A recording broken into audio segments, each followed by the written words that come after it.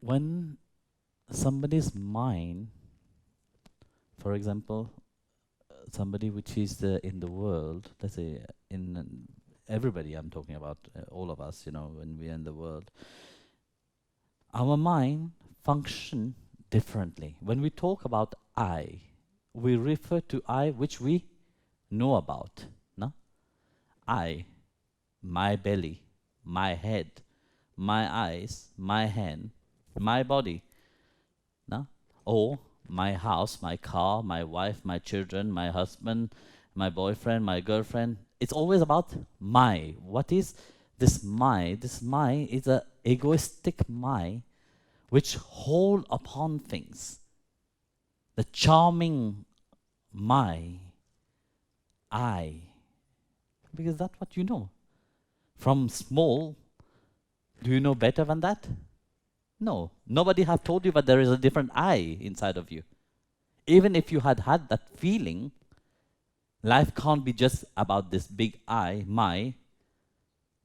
But yet, what do you know about yourself? Who do you know about? You know only what society have teach you, your parent have teach you. No?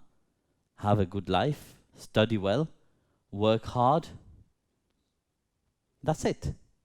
So, the rotation of the mind rotate only upon that I, which is limited. If that is life, then you're the most miserable person. Because then life become useless. You have not understand the deeper meaning of why are you here. Life doesn't happen randomly. Life doesn't happen by coincidence. Life happened for a reason. You are here for a reason.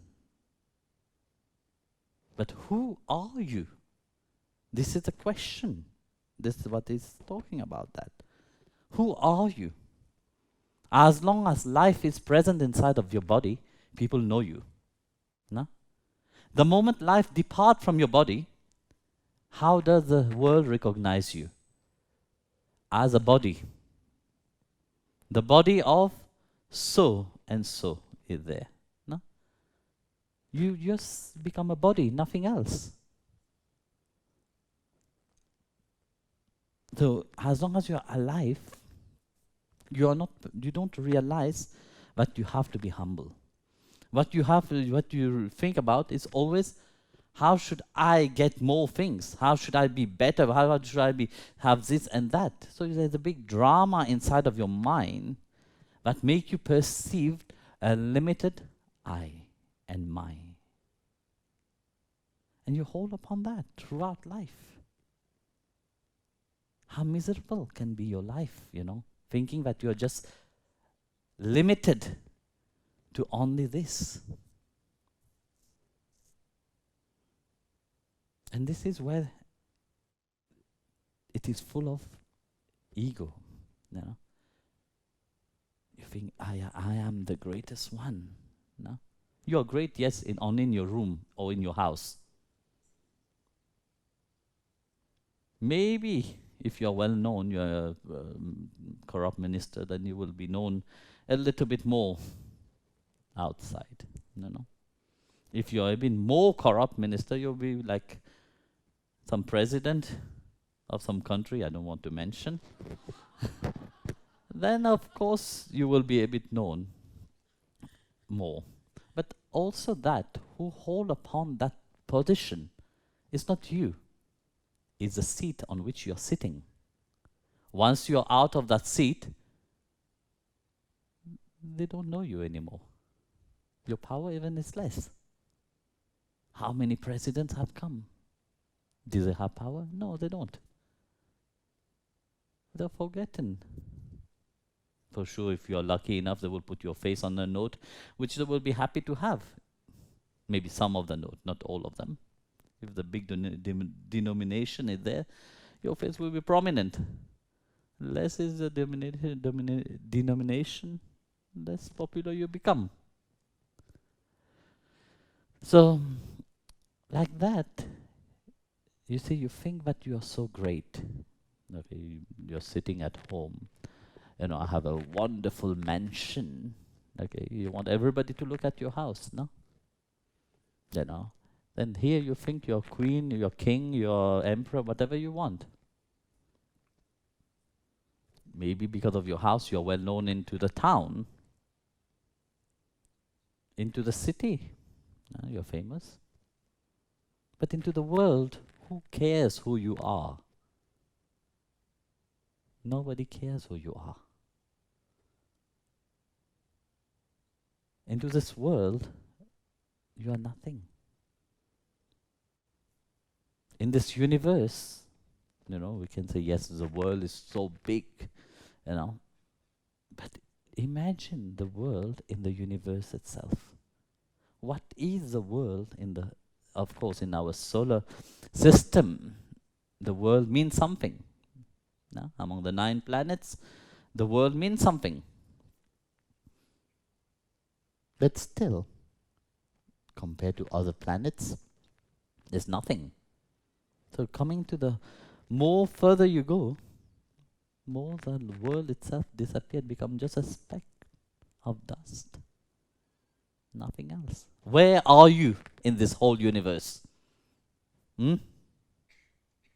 Where? Even if the world itself is just a speck of dust, like nothing in the whole universe, where are you? To boost up this ego, this pride, this I and mine, where are you into this? Nowhere. Nothing. But yet, when you think about yourself, due to that limitation, non-understanding of something greater inside, you think you're super great.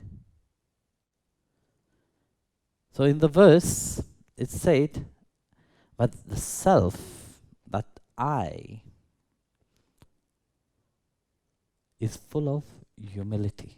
But this is now the different I.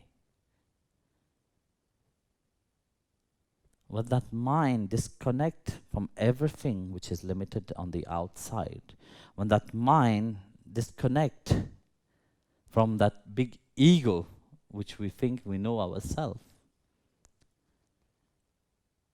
then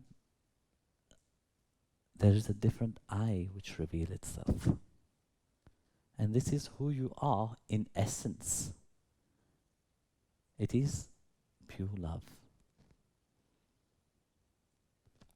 So when that consciousness awake, then you perceive a different aspect of yourself. And this is not somebody who tells you. It is you, yourself, who realize it. Because, you see, whenever you go through life, there is a point of life you realize, whatever I'm doing, I feel incomplete. Have you ever felt like that? You can try your best to do it, but yet the feeling of it is still not fulfilling. You're still incomplete. And this is where that humble I, which is hidden deep inside, reveal itself to you. And it is this I which God Himself run towards. When we read about the life of saints, for example, what makes them humble? It's not what they have outside. Because the essence of themselves, they are humility. The essence of that love itself humble you. And it is through that humility that God Himself run behind the devotee. God which is omnipresent, which is present in everything. No? But He is so humble that He starts to run behind the devotee. And this is through that humility itself. Through what you have deeper inside of you. You didn't perceive that inside of you, but the sage, the guru, Bhagwan himself, they perceived. They know who you are.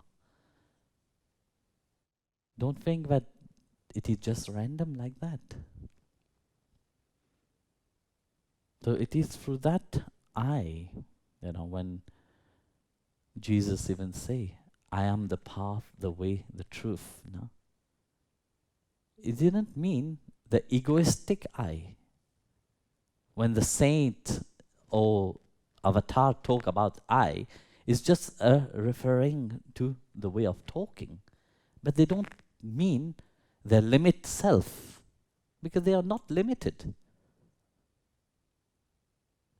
Because if you have identified yourself with the divine, you have had the vision of the divine, you know him, that divinity which is inside of you, awake itself.